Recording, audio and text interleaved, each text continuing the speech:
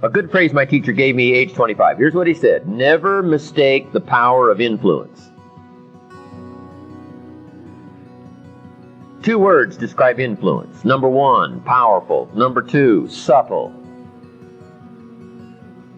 Influences sometimes can be very subtle. We wouldn't let somebody probably drive us off course, but we might let somebody nudge us off course.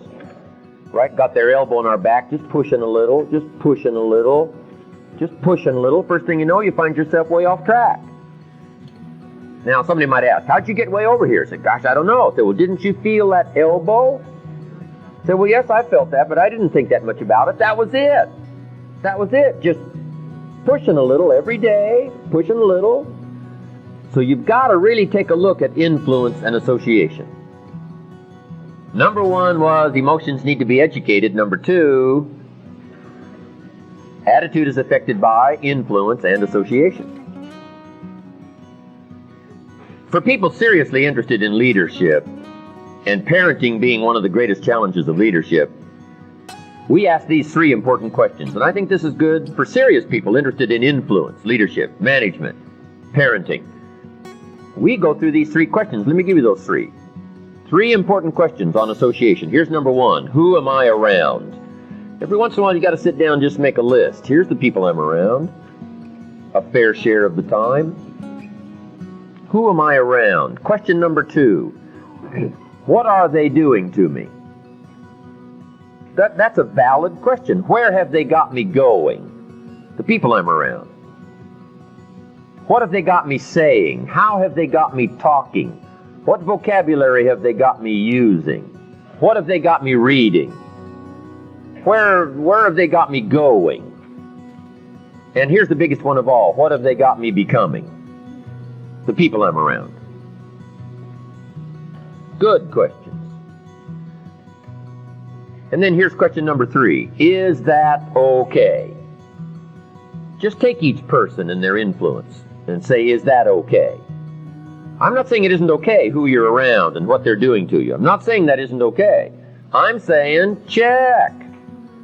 Over a period of 5 or 6 years, this stuff is subtle and you can find yourself off course. Health, personal, business, family, enterprise, relationship, corporation, doesn't matter. Influence is powerful and subtle. Who am I around? What are they doing to me? And is that okay? Now, here's the answers to association. For those that are interested in a mature approach to life, to develop the power and the influence, here's number 1, disassociate.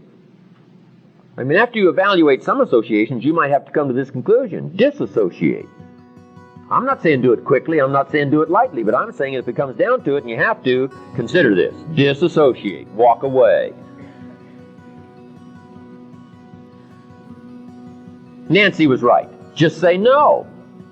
I mean, she's right. Put some distance. That's what no does. Put some distance between you and the wrong influence. Now, if you have to be polite, say no thank you. If you don't have to be polite, just say no.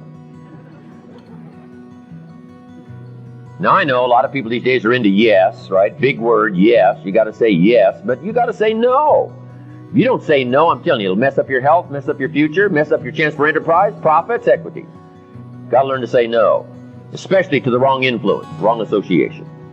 So that's the first one, disassociate. Here's number 2, limited association. We've all got to be around a variety of people on a business day, social day, school day.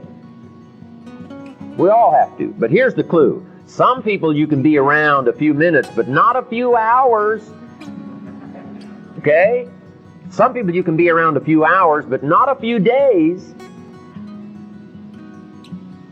So, you refine a study of your own association and influence and ask yourself, how much time would be beneficial and after that would not?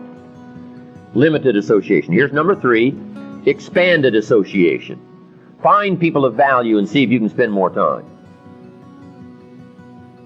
Part of it might be seminars like this, or attend church more often, whatever. Get around people that have got something of value to share with you and see if you can get more time and let the better influence help shape your attitude and your future. Some influence has to come maybe by book, by cassettes. That's why we put this stuff on cassettes and books and videos, to let the association and the influence carry on after the live seminar has long since finished, so that the work may not be finished and it can go on by other means.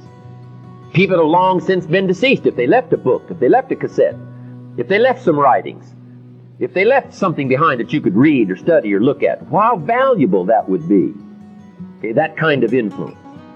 Okay, that's what shapes our attitude.